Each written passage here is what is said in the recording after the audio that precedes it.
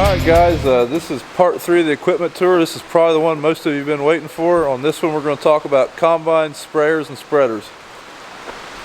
First we're going to talk about the combines. Alright guys, if you haven't noticed, we run Claas combines. We run 2 Claas 740 Lexion combines.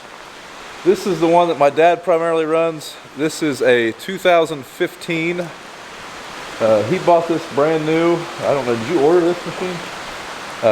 So I mean, he ordered this machine brand new. This is our 4th season with it. Yes, sir. So far it's been a pretty good machine. These machines are 400 horsepower stock, or rated 400 horsepower. I don't know what the torque rating is on them. His is spec'd with Cruise Pilot, and they both have MAV choppers. He has the deluxe cab. Couple other little nice features. What else about them? They both have in the 740s between 2011, which is I think the first year for the 740, and 2013 they had a C9 cat engine in them and a different cooling system. In 2014 they introduced the updated cooling system, which you can see right here, and the 740 came with the C13 engine, which is also what is in the 750, which is a Class 8 combine. This is a Class 7 combine. I probably should have stated that first. The C13, Dad had one with the C9, the previous model. I believe the C13 added 25 or 30 horsepower. 50 horsepower. And according to him, this is a lot more machine than the C9 version. What else? This one also has urea, unfortunately. That was one of the other things that was added to it. That pretty much covers the outside. Now we'll take a look up in the cab.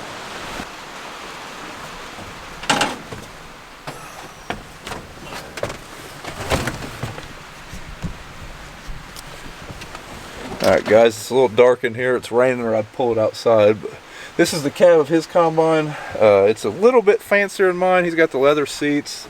Got the deluxe seat, which is much more comfortable. That may sound like a first world problem, but when you sit in one all day, comfort becomes a priority. Let's see here how many hours are on this machine. On a Claas combine, this is called the Cebus. This is what all the combine settings run through. And then he has an AGCO Integra for auto steer and yield monitoring and mapping.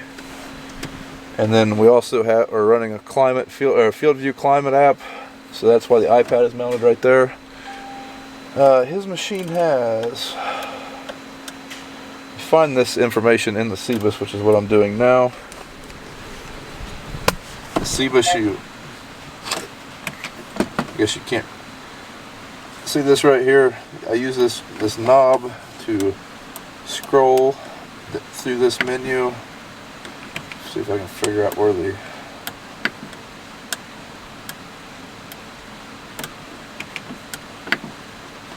Find out where the hours would be.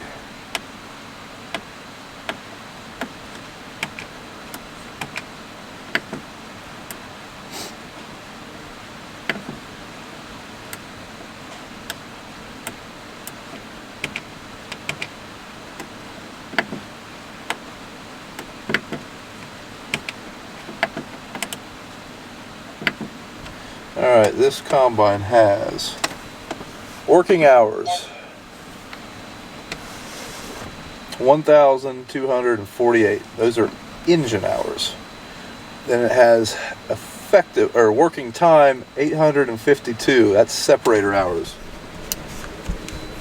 That is one thing that is a little bit different on a combine compared to a tractor. When they rate the hours, there's engine hours and there's separator hours. The engine hours is how many hours the machine is running. Separator hours is how many hours that the actual internal components of the combine that thresh the grain are running. And then effective working hours, I believe that's how many hours that the head has been on the ground and lowered and crop is going into the machine. There is it looks like there's a 100-hour disparity discrepancy there between effective hours and working time. That's from turning on ends and stuff like that and whatnot. What else we got here? That pretty much covers the hours. Total road total distance traveled on the road, 327 miles. Total distance traveled, which is also counting distance traveled while in the field. This machine has 4,600 miles on it. But now we'll move on to my machine, which is right beside it. A couple other things I forgot to mention about the Dad's combine. His is 4-wheel drive, and it also has a 330 bushel grain tank. Both of those are options on a Class 7 combine. I think you can get I think they come standard with a 300 bushel tank, and 4-wheel drive is also an option. Typically we don't get 4-wheel drive on machines. We have gravelly enough soil that even with a couple inches of rain, you're probably not going to get stuck. But for resale value, they made us a good enough deal on a 4-wheel drive combine that, I mean, basically they didn't want to sell us a 2-wheel drive combine. So, moving on. This is my combine. This is the machine that I'll be running the majority of the time. This combine basically just runs beans unless something happens to that combine. In corn, we only run one machine because we do not have the manpower or the facility to keep up with two machines in corn. So this one basically just does beans. This is a little bit more of a stripped down version than that combine. It's 2-wheel drive.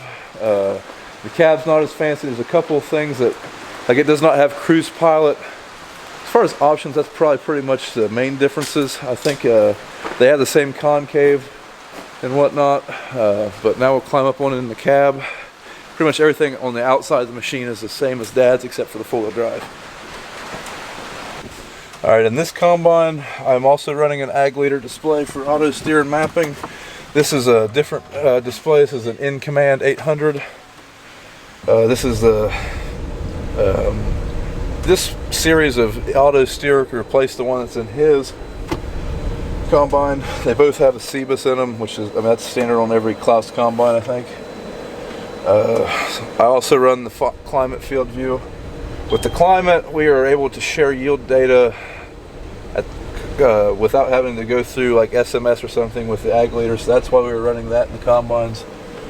They both have CBs in them, so we can communicate in the field a little easier. Pretty much covers everything else is the same for the most part. Go over here and see how many hours are in this combine. This combine has engine hours 1,302, working time 929, effective working time, which remember that is head on the ground, 793.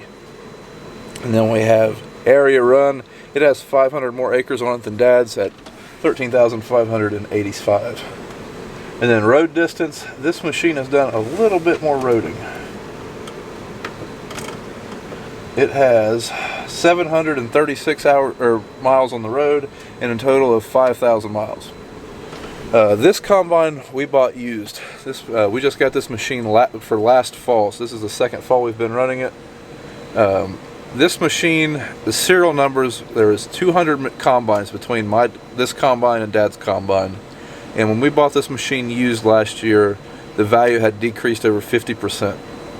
And when we bought it, this machine had 1,000 engine hours and I think 800 separator hours. So it was sucked for that guy, is a good deal for us.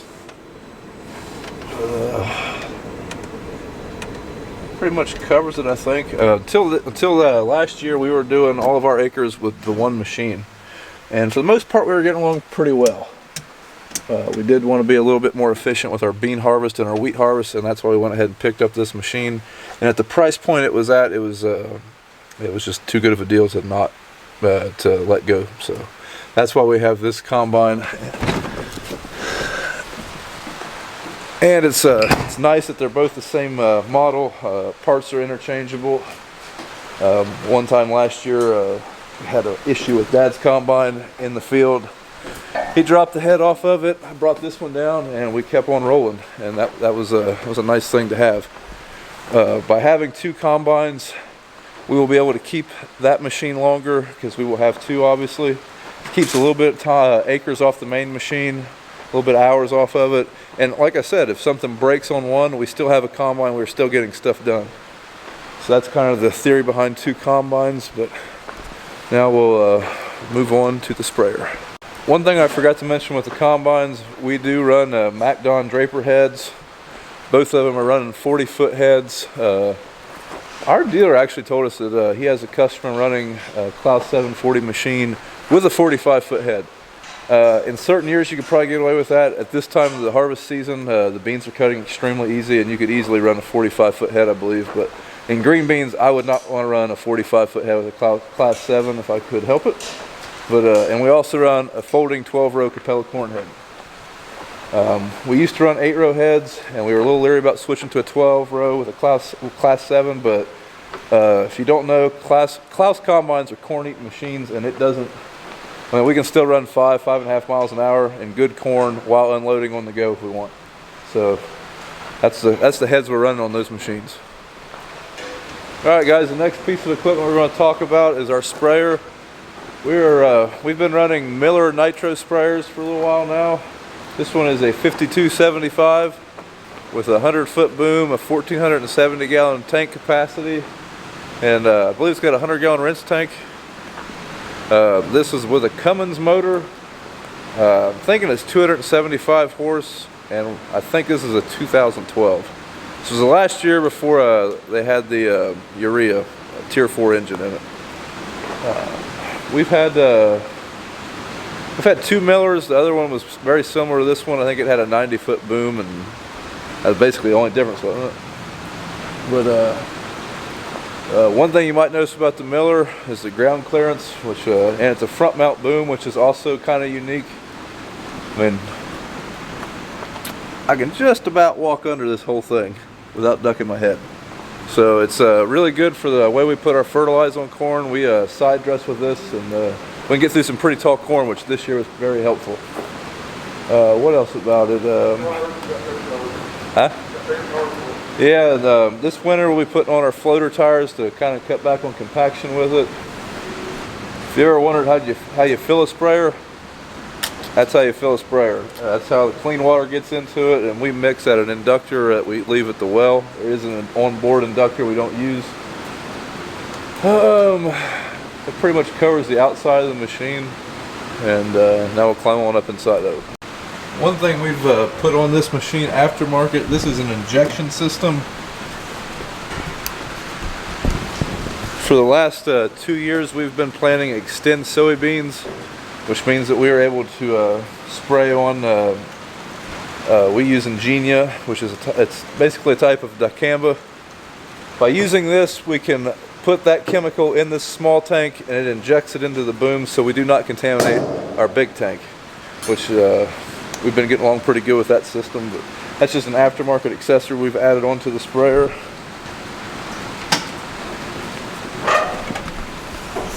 Climbing inside.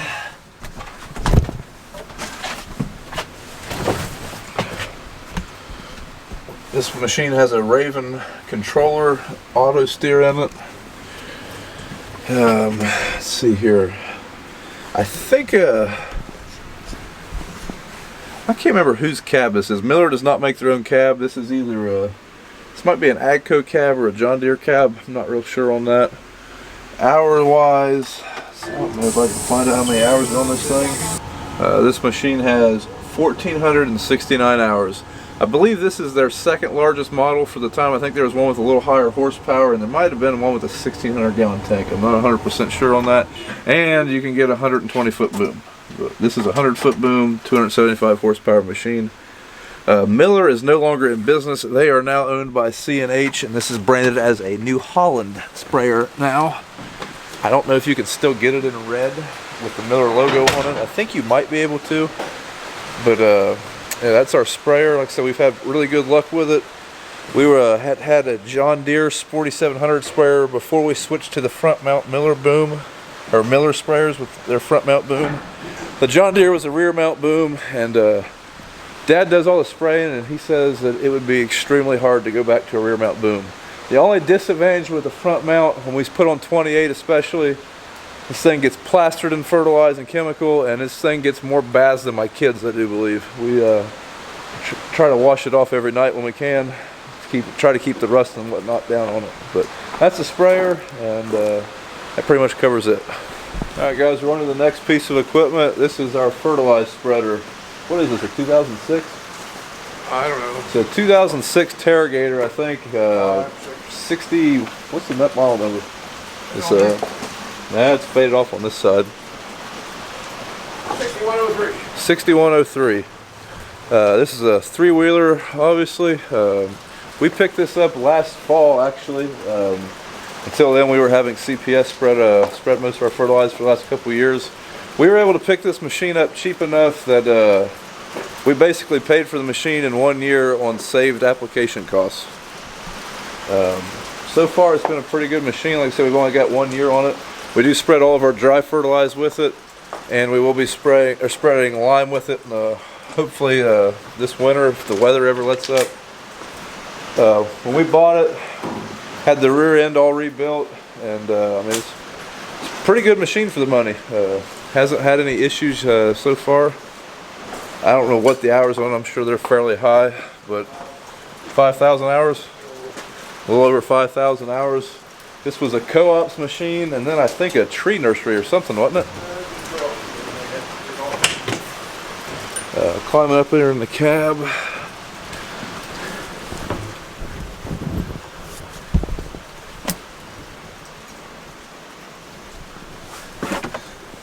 Okay.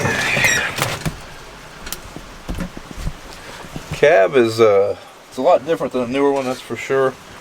It's not suspended, is it? Yeah. The cab has suspension? Yeah. Okay, well I guess the cab is suspended. We've got an older ag leader rate controller. I don't even know what ag leader that is. Insight maybe, or something like that. We don't have GP or auto steer on this. We just have a light bar. Outside of that, was this a Cummins engine? John Deere funk transmission. John Deere with a funk transmission. So that's pretty much it on it. The light bar fastens to the windshield. Yeah, light bar just suction cups to the window. I don't know. I think the battery's dead in this, or I'd start it up for you, but Turned off. oh, I guess the battery's turned off. I guess I forgot to mention much details about the bed. It is a new leader 2020 bed. 2030. 20 what? 2030. It's a 2030 bed. I believe it'll hold. Will it hold 8 to 9 tons. It's not a variable product. It's only got one big bin in the back of it. But that pretty much covers it. In the background, there is an older floater we have. It's a four-wheeler floater. I mean, it's a fairly, I think it's an old 1844 or something like that. It is for sale if anyone's interested in an old floater in southern Ohio. Pretty much the only thing it needs is a rate controller and some components on the back of it, but the four-wheel machine definitely rides much better than this three-wheel machine. Well guys, thanks for watching part 3 of the equipment tour. Part 4, if it keeps raining, will be filmed tomorrow. And in part 4, I'll either talk about the implements that we use, corn planters, bean planter, tillage equipment and whatnot, or heavy equipment. I haven't decided yet, but thanks for watching. If you like what you see, follow me on Instagram at Brian's Farming Videos, or like us on Facebook at Brown Farms. But thanks for watching, and I guess I'm going to help Dad switch his combine over to corn.